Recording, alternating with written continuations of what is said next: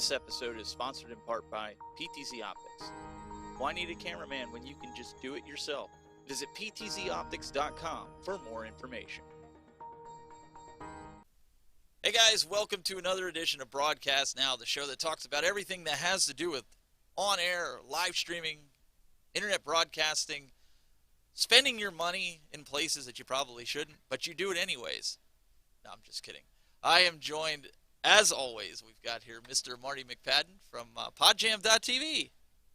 Yeah, all about spending the money. I gotta spend some money. I gotta get more than one light, so I gotta spend some money. Well, Greg thought you had another light, so right? I don't know what I did. So we've also got Mr. Greg Terry, youtube.com/the Greg Terry Experience. Thank you there, Stephen. I really thought I had inspired Marty to upgrade after the rubber duckies on my shower curtain. I'm going to give him one more week, and I'm sending him an Amazon card to the Bath and Body store. Oh, man. I'll never live it down. No, sir. And we also have a special guest with us here today from the Streaming Alchemy Show, streamingalchemy.tv, Mr. John Mahoney.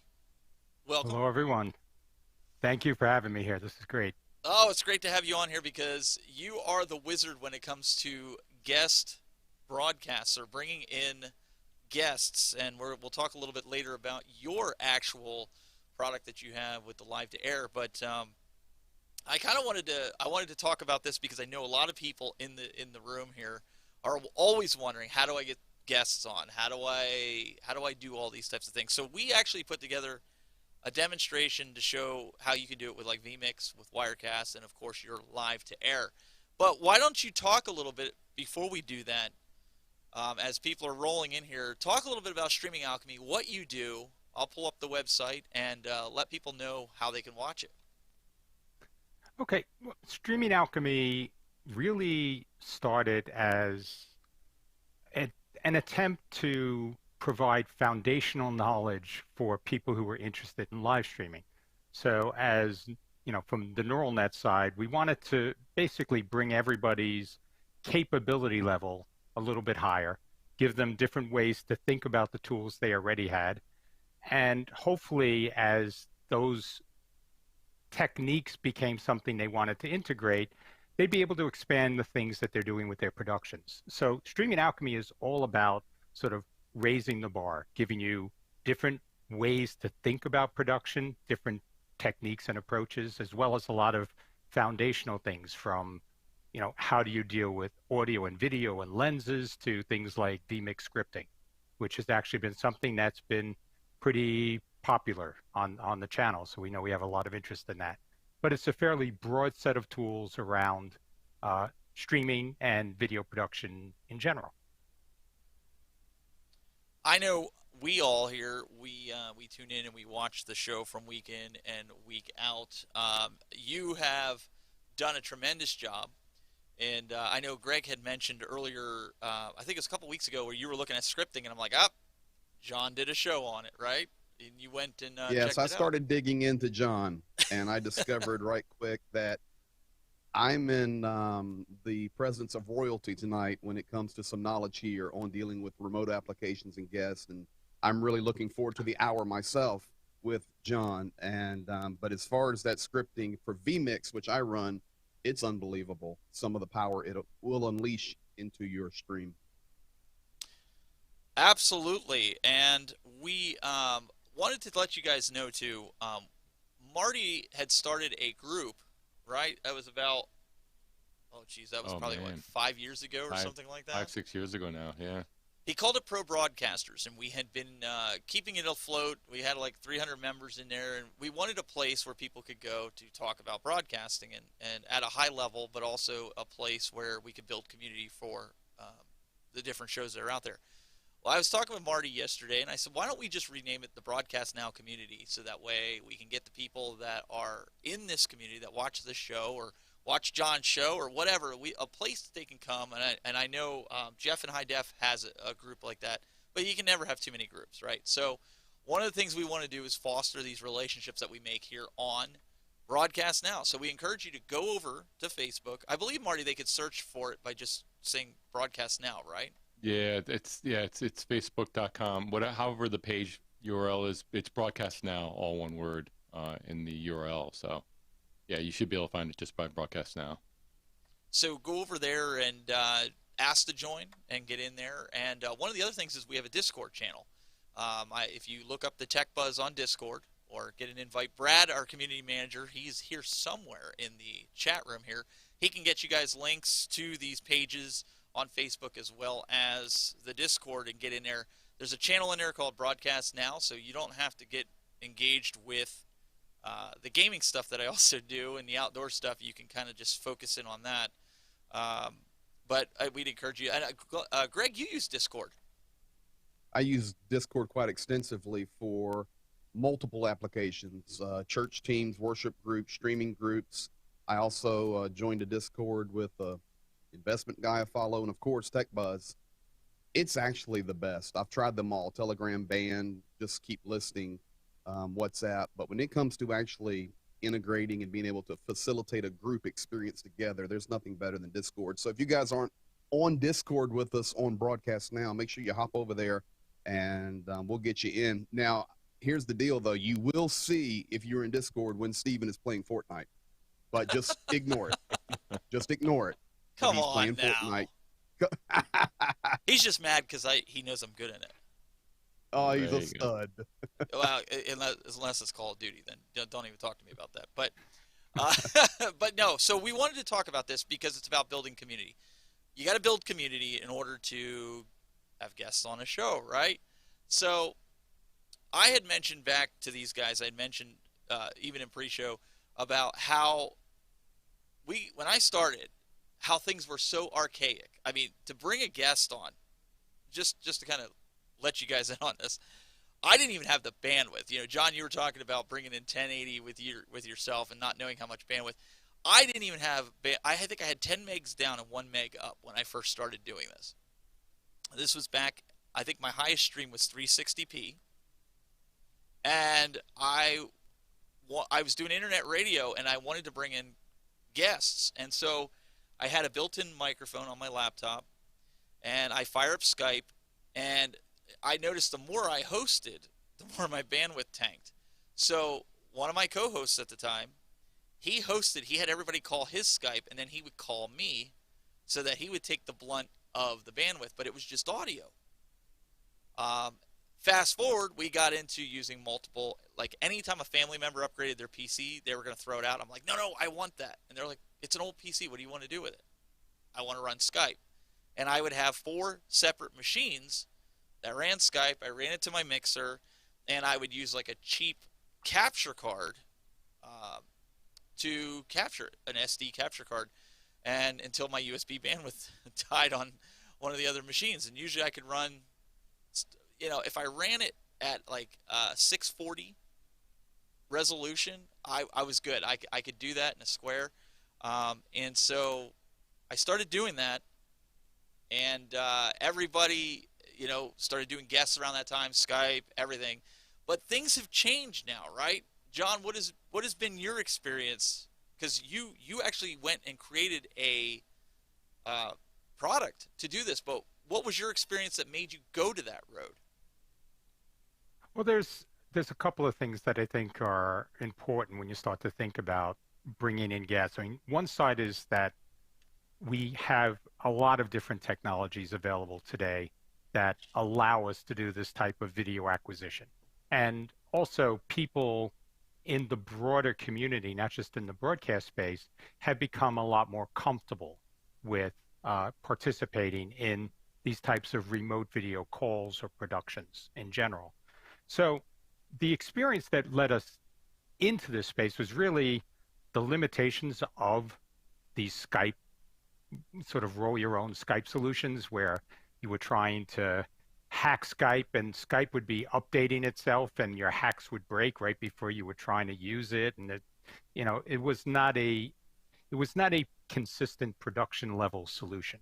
It was really a, put it together and pray that it worked for the show. So when we looked at this, we were really looking at taking and structuring this in a way that somebody who's used to a production environment felt comfortable. It had predictable ins and outs, predictable operation, and that you could control the changes that went in. Because, I mean, one of the cardinal rules of any production environment is never do an upgrade right before a show. And you didn't have that control when you were using Skype. They update it whenever they want, and so you'd have all sorts of things happening that were not always great.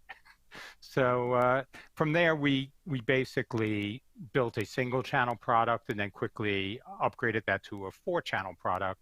And that was really around the way we were seeing people use this.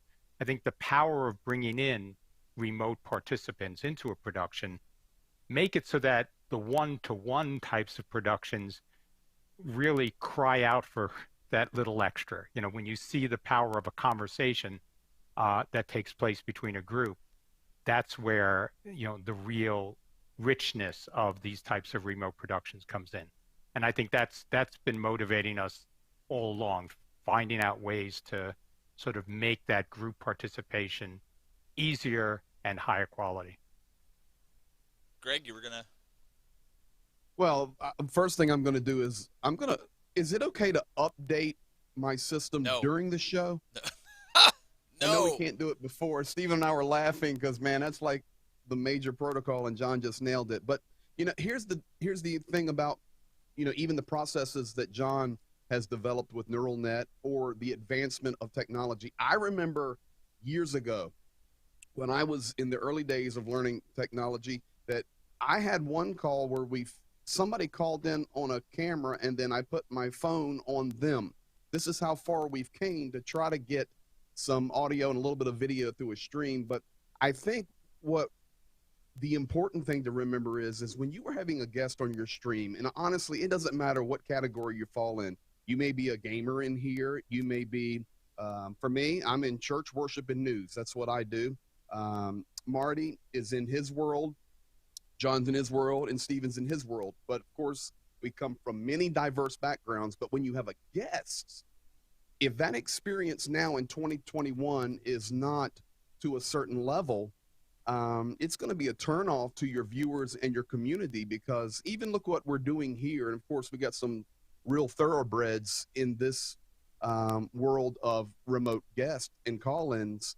But the beauty of having guests and having a system that works is this. If you have a system that works, it allows you to get better guests. You say, well, why can you get better guests if your system works? Because if you're going for higher quality guests, they're not going to do your, you know, if you do a test call in 4 hours before live, they are not going to participate with your experience if you can't even get them into your system. So a part of having a seamless operation, I think in the long run, is going to allow you to have even better quality guests, and that's vital to growing your community. Marty, you know, you've been with me for the long haul here doing this, and there's been a lot of developments. Before we get into John's system, there's been a lot of developments that a lot of these companies have brought out ways to incorporate guests through it. But you remember the days you were doing some shows with Google Hangouts. That was kind of like the big deal. Yeah, when I first started doing, especially client work, this was probably back in 2000. I started probably 2013 with client work, working with my first client, doing like kind of live stream interview style type of shows. And that's exactly what we use, Stephen. We use Google Hangouts. And what I would do is I would screen capture it and do, you know, remember that product, you could switch the cameras or switch the views manually. You could let it switch automatically, and it would key on people's voices. Whoever was talking would switch the view, and that was great for a lot of people who didn't want to have to switch manually. But I would switch manually, and I would set it up where I would screen capture the Google Hangout, and then underneath I would switch back and forth, and I would hide that little panel. I would make it big and try to hide the little panel with the lower third, and it worked pretty good, you know. And that was my first foray. And then I went into where I went down the road that you wouldn't, Stephen, where I had multiple machines to try to bring in Skype individually, did the mix minus, all that stuff. And that's when I realized, oh man, this stuff is for the average person now that can do these shows from various tools. It's unless you're like a broadcast professional or high end, there's a lot of failure points. A lot of hardware is great, but you really have to know what you're doing. A lot of failure points. Really got to know as far as like how many times have we gone through Mix Minus, Steven, as far as setting that up and all the horrors with that, right? And all the feeds and all that. And then we kind of graduated. And what I've seen as far as the trends go, and this kind of leads into what John has been doing, is I think a lot of it is, and this is when you first started the computing. You mentioned, I think in the pre-show, using a Pentium 4. Yeah. And that is like ancient history now. You know, that would never have the power. And we were talking 320p and all kinds of crazy stuff. Now it's like 1080p is kind of standard. You know, people are doing 4K, all kinds of stuff, even live streaming. But now I think the computing power and it's kind of the hardware's kind of caught up, where now you're seeing a lot of stuff being done in software. So like with the Skype stuff, there was little tricks where you could have multiple instances of Skype on the same machine, but then you run into all kinds of hardware limitations and issues and bandwidth and all that. But now you have the computing power where the software, you know, properly written and well written, can take care of a lot of these technical issues and make it a lot easier for people that are just beginning or want a simplified process and still want to do a show with maybe multiple guests. And that kind of brings us up to what John's been working on, and even just everything going on in the field. But yeah, it's come a long way in like 10 years. You know, it's a completely different. This is how I used to have to get away with it. I used to have to make everybody small so I could bring them in. And obviously there's better quality with this now, but even Zoom has taken over. I mean, we all use Zoom in some way, shape, or form or fashion. Some people use it in their productions. They use it as their go-to. I'm not a fan of that. I think there is a place for it. Okay. And that's what we want to kind of go through today. We want to show you guys some stuff with vMix, with Wirecast, and of course John's Live to Air, and show you why we use the Live to Air system here for Broadcast Now and all the shows that I do on the network, but also to help you understand, because OBS has something called OBS Ninja, which is a lot like vMix Call. So there's options, and I shudder to think, John, what this would have been like had I had these options, had you had these options years ago when we started. You might not have made the Live to Air system, right? I mean, these systems are finally coming around, right? Yeah, there's a lot of different things that are now coming to the fore, where it's a confluence of the reduced cost in hardware. So people are now starting to develop software technologies that can leverage that. And it's also, you know, in today's marketplace, there's now workflows around working with remote guests.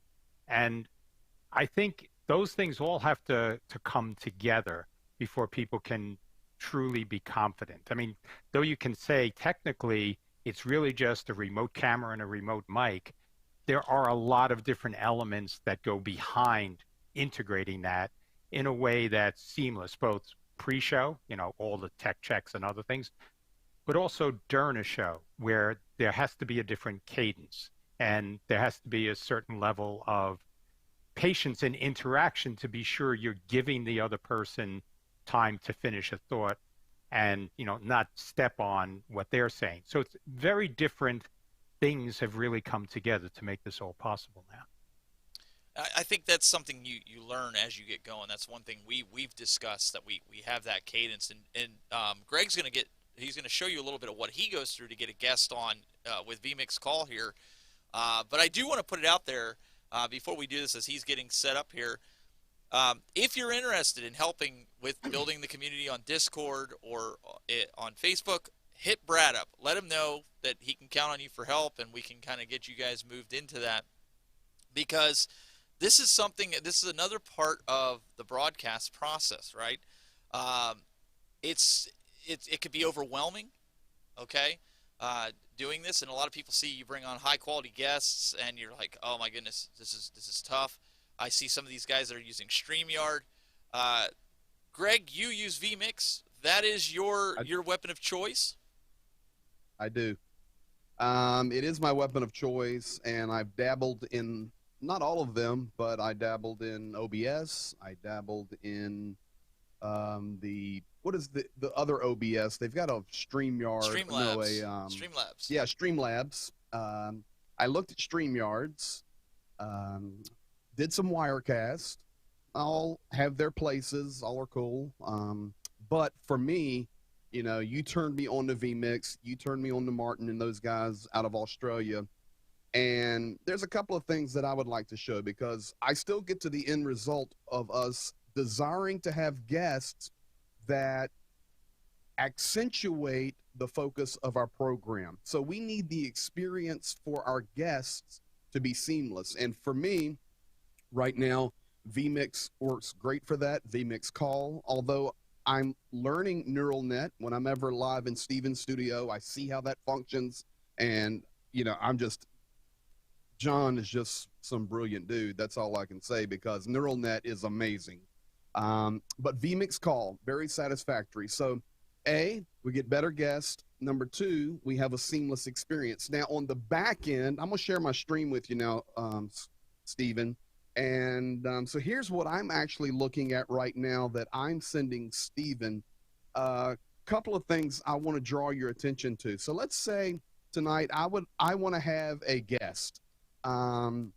What I'm going to do, my program's 8:30 p.m. Eastern, so I have a guest call setup time 4 to 5 hours prior to showtime. So let's just say 3:30 p.m. I am now sending my guest this, and I tell them to go to advanced.vmixcall.com, and this is what my guest sees. Now, on the back end, this is what I'm seeing. I go down into vMix, very simple. I add an input. This is how simple it is. I then basically select I want a video call, and then I send this information to my guest. They go to the website, they put in their name, and they put in this password right here. And for me, I'm typically bringing people in at a lower bandwidth to make the stream more friendly. Then they're seeing a full preview screen. They're seeing themselves. Of course, put their earbuds in. Typically, for me, having a remote guest, they're traveling or they're on the road because I'm a lot of times bringing in pastors or people talking about news commentary. I'm working on right now actually getting General Jerry Boykin into my program, who is Pentagon level. So, you know, when you do that, they don't have studios, but they've got a great iPhone or an iPad. And this works phenomenal. They pop in their password. They're instantly into my vMix, and I call it master control here on my tabs. And I'll see them. I'll see their name there. Now, for me, here's a typical program. This has got 47 inputs. So now I have the heat of the program. I'm doing 25 minutes. My guest is watching. They're listening. I'm throwing them the cue saying, okay, about 2 minutes going to be coming to my guest. Very excited to have them here. Guys, you're going to love this experience. These people are brilliant. Da-da-da-da. They're prepped. It's time for the guest to roll in. Now I'm looking down at my vMix, and of course, I'm using Stream Deck for my shortcuts, but I'm looking down and I go, oh my goodness, where are my guests? This is the beauty for me of vMix. I go to my tab here. You can see the yellow, and I've got one input on my bright yellow that says guests, and there I can control camera angles, camera views, whatever, without looking at the convoluence of inputs that are here. There's one last thing I want to say, and I'll throw it back to you, Stephen, but here's, you know, John made a very good statement, and Marty was talking about how we have transitioned from software, and we've transitioned, from hardware to software in a lot of ways. And then John was talking about the process of software and now the functionality of how hardware can make software work better. I would add to that I just showed you guys a behind-the-scenes look at my vMix. Well, I have taken a very deep, focused, concerted effort to constantly build my vMix, my layers, my folders, my file pathways on a certain system, and I never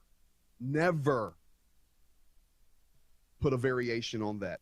Everything has its place. Every input number is always the same. And for me, I've been using vMix now for, a year, I guess. Or maybe 9, 10 months, quite a while. And for me, I have never had one problem. So process, that's a behind the scenes look at the guest setup. And for me, it works great.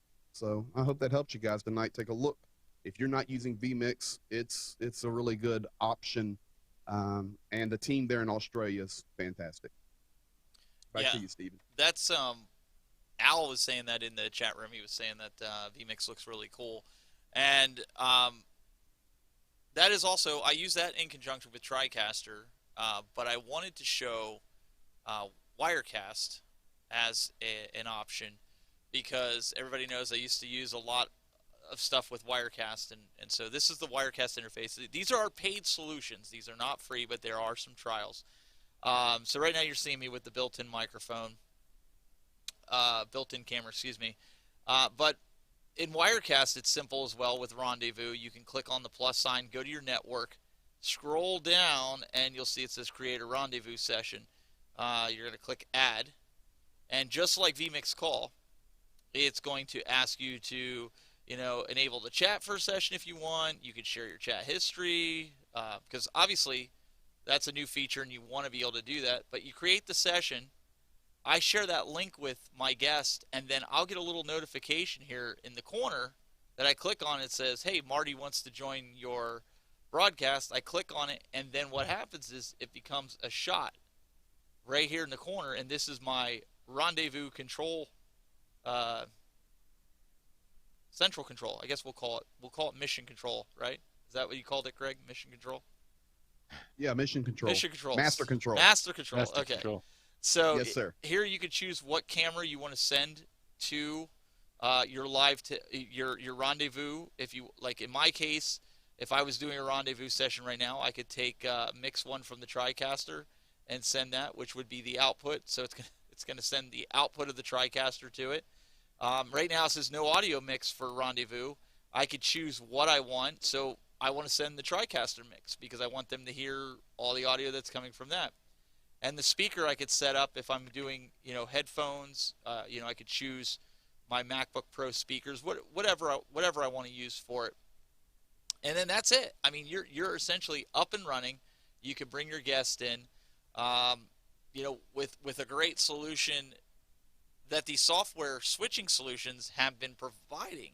And that's, like I said to people, I was like, man, if there was a vMix when I started, or a Wirecast with Rendezvous or vMix Call, things would have been a little bit different back in the day. I wouldn't have had to cobble together Skype machines and go 360p. Well, then I started playing with Skype TX, and Skype TX, Marty, you remember we did that. It was kind of we had our quarrels, and then John here goes, I got something that you want to try. It's called Live to Air, and that's where I'm going to toss it to John, who's going to tell you about Live to Air. All right, so first, thank you, because I think getting the sense of all the different solutions is really important, because there is no one solution that is going to work for everybody's workflow. I think one of the key things, if I just take one step back, when we looked at all these different solutions, one of the things that they all have in common is that they work with NDI. And NDI really, in so many ways, is the glue that allows us to work with best of breed for whatever it is that we're trying to produce.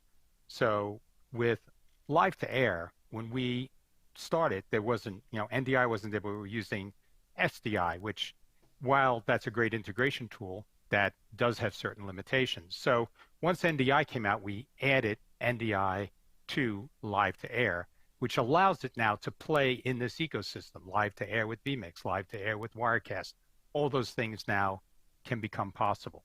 But if I just switch over to live to air as an interface, there are two components to live to air that are probably interesting. The one you're looking at right here is the live to air control interface. This is the part that is in the studio. And in this left-hand column over here, you will see all the guests that want to connect to your show. And if you have guests that are just coming in to be part of your production, that works really well. You can just give them a link. They all use the same link. So you don't need to generate individual links for each guest. When they all connect, you'll see them all individually here. And from there, you can select a guest and put them into any of 4 channels that are available in live to air to bring in guests. So in this case, I'll just connect here. I select channel 1, select the guest, and pick them up. And so now I'm seeing a preview of this guest that I have. The other thing is I also see all the details about the devices that this guest has. So this is coming in through NDI video because clearly this is a simulated, but I can see every camera and device, and not only see it, but I can also change it. So a lot of the issues that we saw people having is walking a non-technical person through making some of the adjustments they would need. So we now have the ability to let an operator go and make all the changes they want to somebody else's media settings. And from there, when all that's set up, you can just click and send that person out on air, and they'll connect to your production. That can go out either NDI or SDI. So it gives you a workflow sort of described in the UI of how you would go about bringing somebody in and actually putting them on air. The advantages that we have, though, that we think are really unique, and Stephen, I'm going to ask you if you would be able to switch this over to the call-in manager interface. It's really this other piece of software that is browser-based that we think is really the interesting piece. So I mentioned that everybody can come in using a single URL. When they do come in, you will see them all in that left-hand column, which says inbound at the top. From here, you can connect to the guest. You can see all their technical settings. You can know what bandwidth are they coming in at, what codecs are being used. So if you're really on the geeky side of things, you can tunnel right in and understand the quality of the connection. Like you can in the live to air interface directly in the call-in manager component, you can also change all of their audio and video settings. You have the ability then, when you're done, to add notes. So there's a little section on the side that lets you, if you look at the bottom half of the screen, which actually lets you input any type of notes. So you can pass notes around from somebody who's screening to somebody who's running live to air directly in the studio. And that could be things that this guest needs, a question they may have, or how you as a producer could integrate them into your production. You know, they really want to talk about this, they're interested in getting an answer to that, you know, so gives you that way to communicate sort of lightweight from beginning to end. And when you're done, you can send these guests into the studio.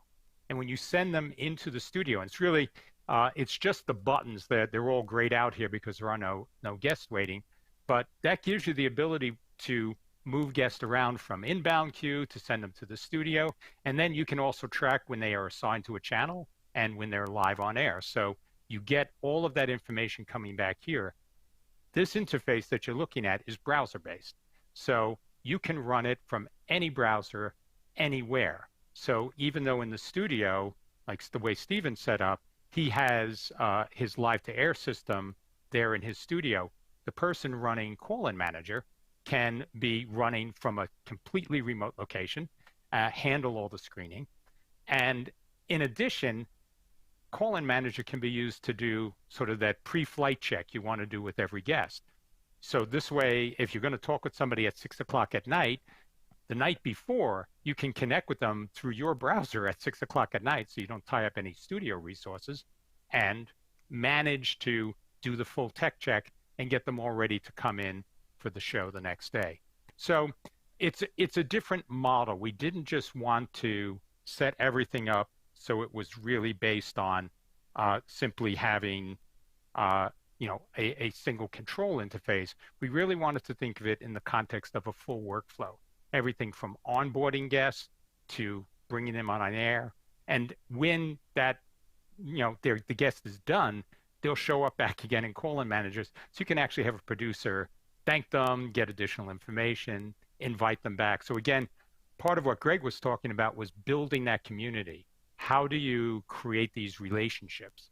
This is a part of that. We wanted to make sure that when somebody was in a production, they didn't feel like they were just pulled in technically, but that there was somebody holding their hand through the process. And then when the process was done, somebody to do sort of the courteous thing, say, thank you, it was great, and, we enjoyed having you. Just basic things that you would expect if you were on site.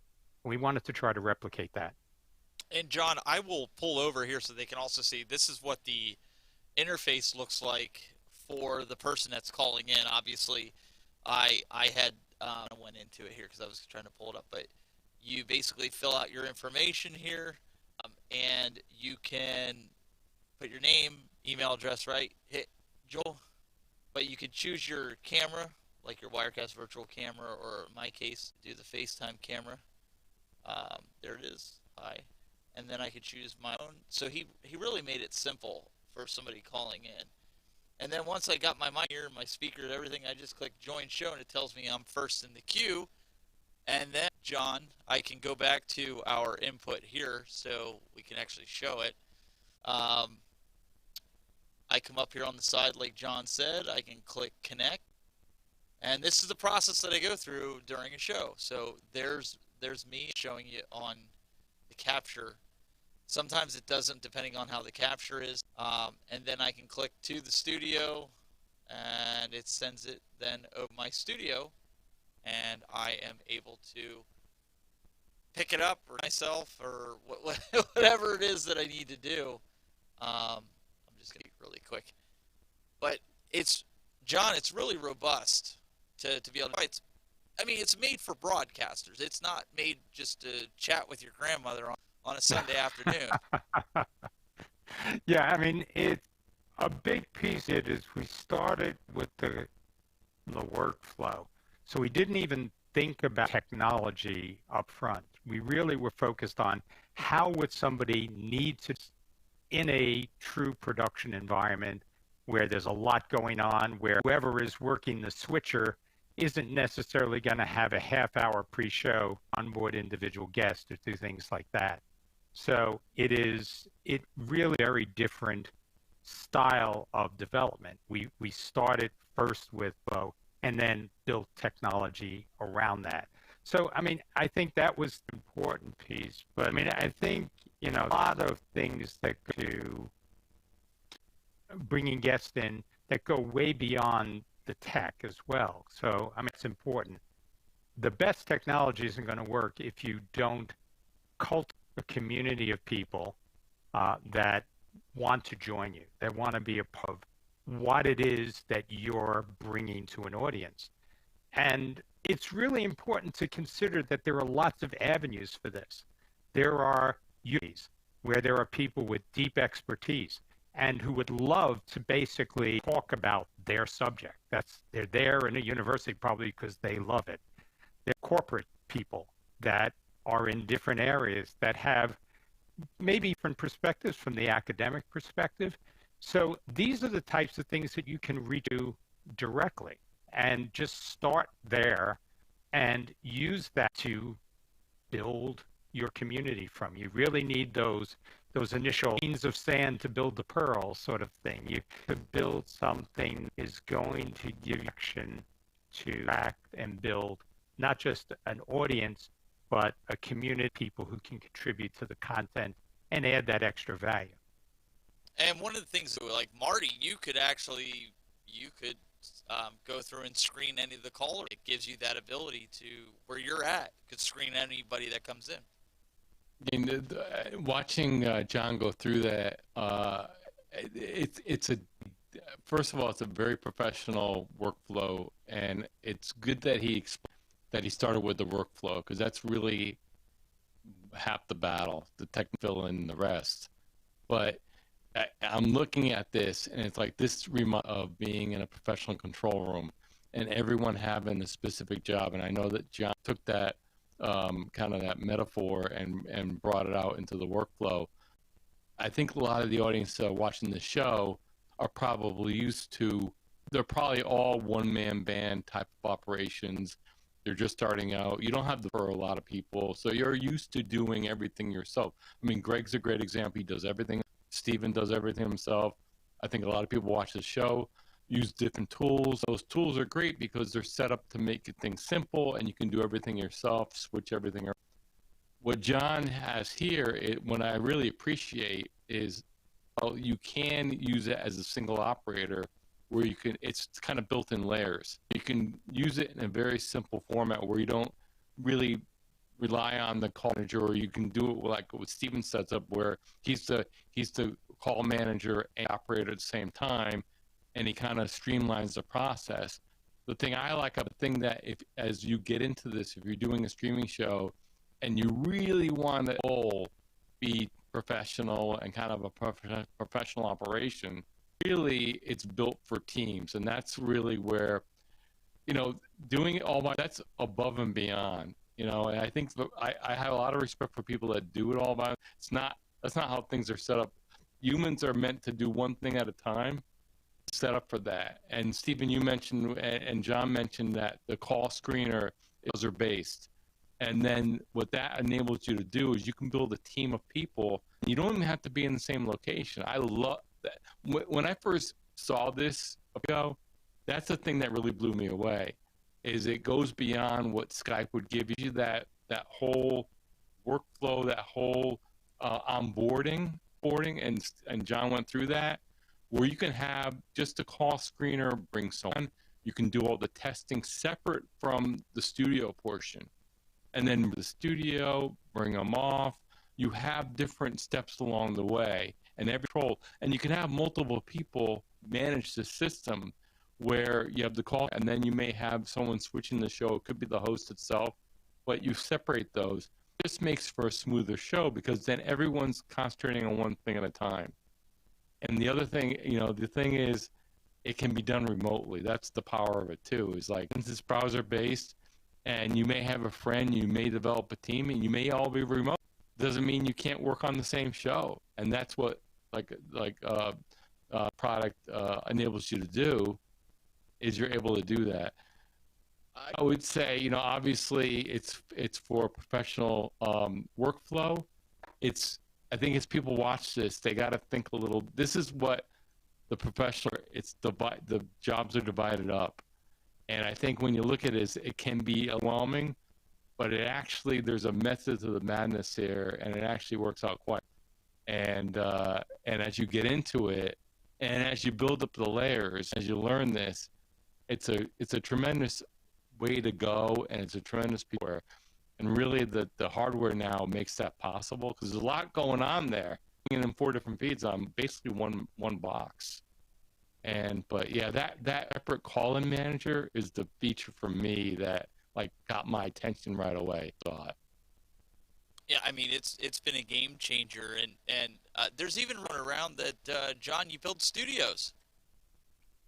Yeah, we've done that. That's not our main business. I'll just make that clear right now. That's something that's a friends and family kind of thing. So it'd be a hard time with that one. But actually, if I could just show something, yeah, if you'd be okay. Absolutely. This is a very early. I want to give people.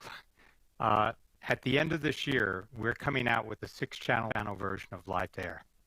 And so this is just a screenshot of working on right now. This is off a development system. So it's similar general flow of the current Lightair. This is when we were about having the new hardware ability to promote as a software. This is really what it's giving us. Things that we can do with GPU coding, things that we can do around 16 core or higher processors. So this is where we're going, but part of the thing to what Marty was mentioning before, this is going to use the call-in manager interface.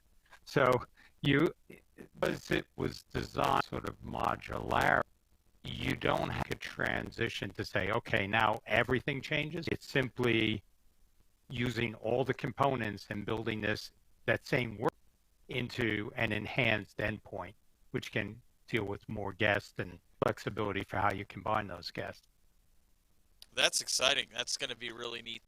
Obviously you need the bandwidth to be able to do that, pull all those guests in, but getting that ability on a professional level as opposed to, pulling up Zoom with the headaches there.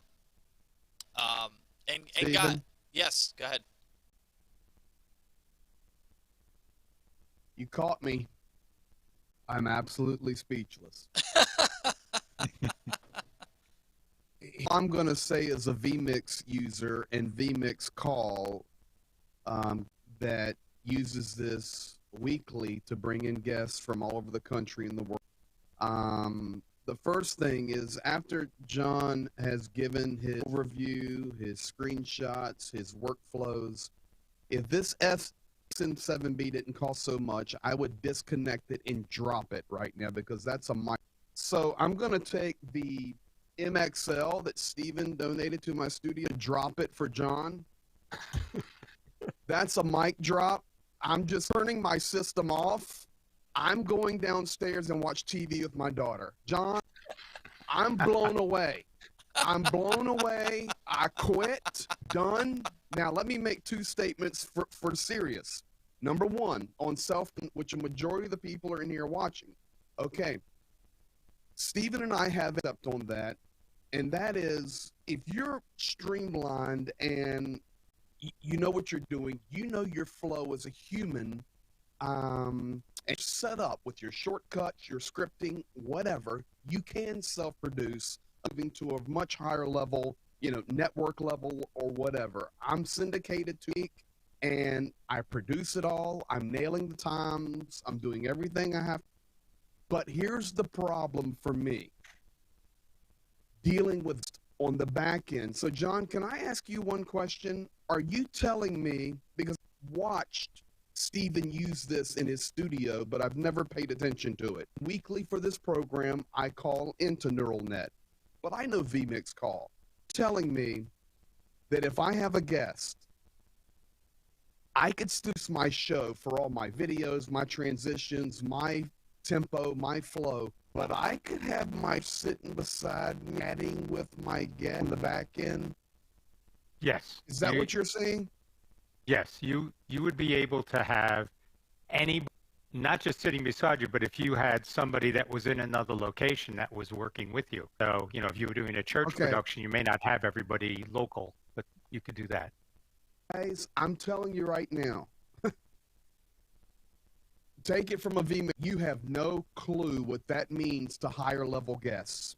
I call them at 3:30 or 4 o'clock. I bring them back in at 8:15. We go live at 8, and once I'm live, even from Countdown, I can't communicate with them anymore. So it feels like I'm abandoning them, because I have to have them into the program. Let's say they're slotted to go live with me at 8:50, but they're in my room at 8:15, and sometimes I feel guilty that they're just sitting there and, they're watching, they're participating. They agreed to come on the program. They know me, etc. Not a problem. But I sure would love it if I could have somebody on that back end. Greg's got one more story, and then he's coming to you about 3 minutes out. That would change everything. So, Neural, what? I'm going to drop the mic one more time, Steven, and back to you. Unbelievable. I already knew about this, so you could tell he's seen it for the first time. I'm not his reaction. I'm ready to quit. No, I'm done. He knew about it. He just don't when he's in my studio and I'm setting everything up. He just kind of, he sits there with his phone. Listen, I watch Steven use it. I know Steven's studio. We're basically neighbors. We live 30 minutes apart. I know the NeuralNet. Watch his screen up there. I call in each Thursday, but never did I understand the back end experience. And if you're going to grow on your stream with your community, guests are going to be a part of it. Forget it. That's it. I'm blown away. The ability to communicate on the back end, game changer. I'm done. I've got to go watch. I'm unbelievable. For me, along with the call manager, which blew me away when the missing piece to all these different, like what Greg was going through with vMix Call. Good system, works really well, easy to use, all that stuff. But it's the guest experience. And it's funny, in my business, I do a lot of with and recording podcasts and all that stuff, and use different systems about guest experience, host experience. They're not technical. How do you smooth out that workflow for them? How do you make it really seamless, even for a producer? And that's what I like about the neural net system, is that you can add because that's, in order to do a good show, you really have a team with you. One kind of handle one show, but have infrastructure to be able to do it. And so the call manager, huge, because like what Greg saying, the on off, the behind the scenes, it just makes it for a really smooth, where they're going to want to come back on. They're going to have if they have a good experience and want to come back on, they're going to have a good relationship. And I know we talked about community, so that's very, very important.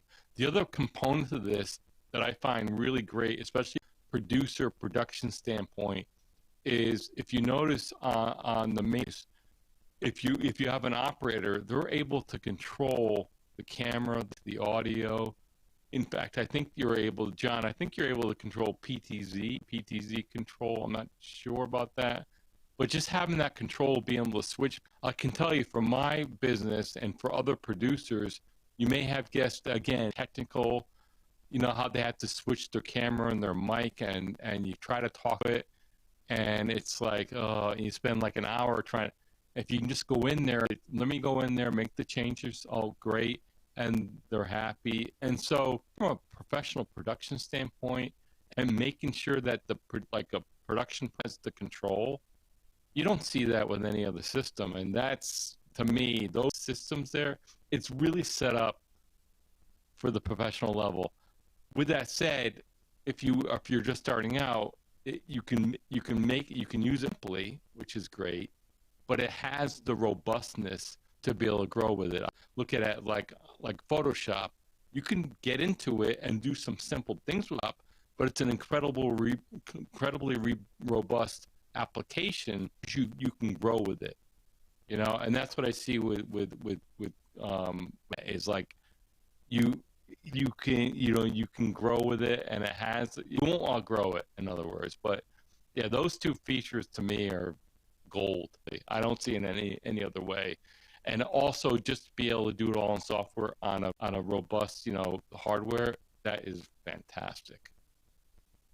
Thank you. I really appreciate that. There's a lot of people here, so I mean, I get to be the face of it, but there's a lot of smart people here that some of this happens. So that's I'm going to share that sense, because that's very much appreciated from here.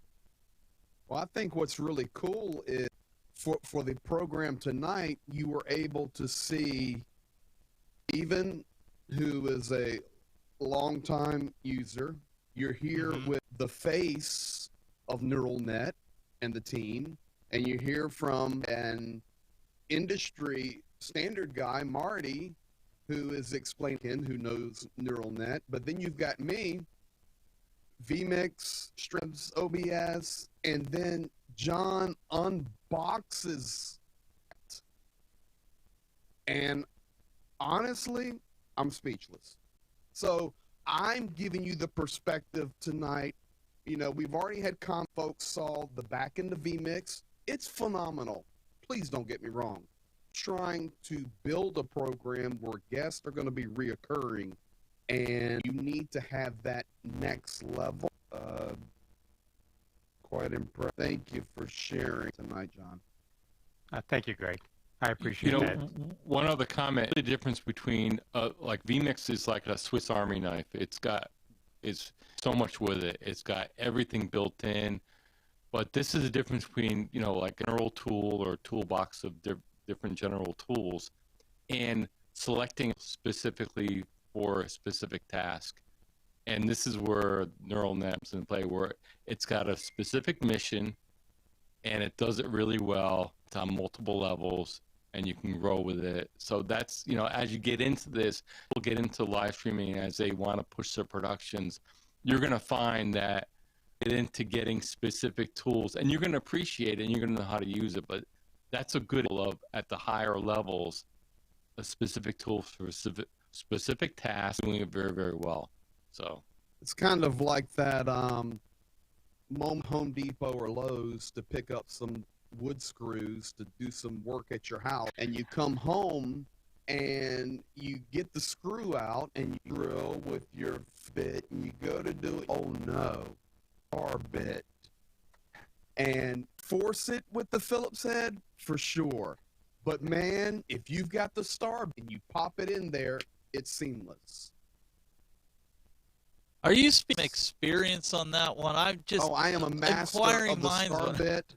I'm a master of the mic drop, and I'm a master of. I'm just blown away. You know what? Can I do this, Sure. John? This is for you.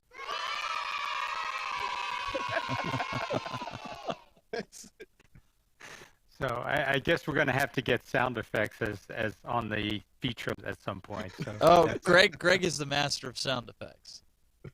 He's got them ready, ripping and roaring there. John, it was a privilege to have you today. I really appreciate it. If you guys want to check it out, make sure you check out it every Friday. It's at 2 p.m. it's 2 p.m. on Fridays Eastern Time. Streaming Alchemy. Check it out, streamingalchemy.tv. And also on Facebook, Streaming Alchemy, and you can watch Take You Master Program, all the really cool things in live video if you want to excel and move on. And also if you want to take live of the neural net, you can go to neuralnet.com. I showed it earlier, and that's neuralnet, URAL net.com. Really appreciate you on here today. And also the Clown Prince of Crime. No, I'm just Mr. Greg Terry.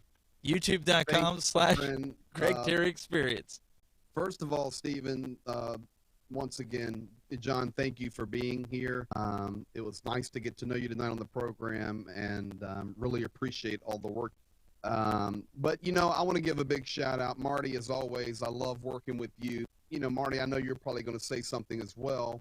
We've got the chemistry. Stephen, you did a great job this week in doing a lot of updates, countdowns. Marty, your work there, getting the Broadcast Now group updated behind the scenes that are really working to take this to the next level. So, Stephen, even going to good night. Thank you, buddy.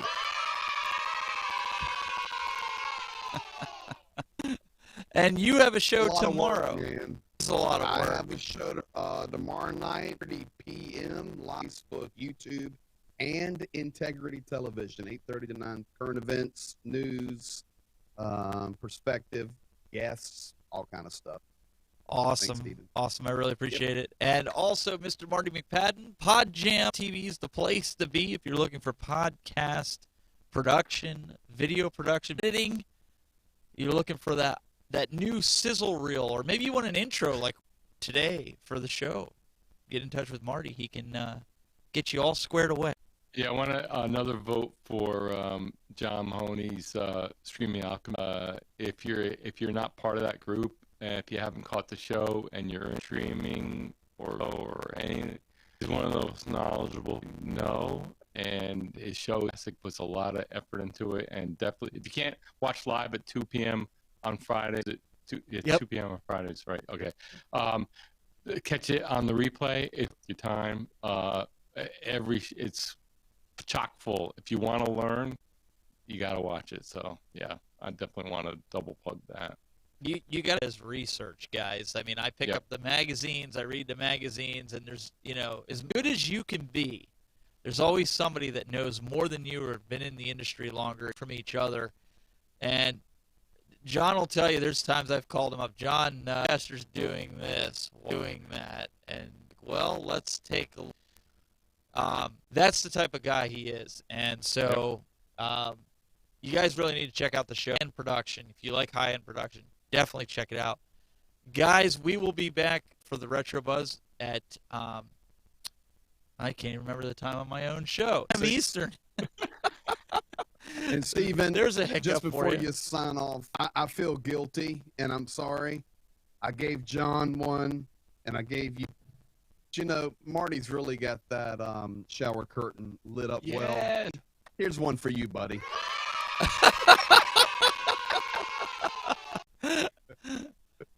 Awesome. So everybody now my night's complete. Exactly. Well, we really appreciate you in. I noticed Brad had told me that there was a little bit of weird audio on every platform, so I'm thinking it's something with the encoder. Maybe it just needs to be connected. It could be switchboard. Either way, it's recorded. Really appreciate everybody sticking, hanging out. Tomorrow, we have a pioneer on the Retro Buzz that actually got me started, in a sense. I watched his live stream when I first started, and he was just sitting there live casting. This geek that I know, Mr. Chris Perillo, will be joining us tomorrow night for a Buzz. Big Star Wars fan, so you guys that Glenn gets, interesting converse, the three of us. So make sure you guys tune in. We're going to have a lot. Really appreciate it, and we'll see you next week with Podcasts Now. Next time, keep it buzzing.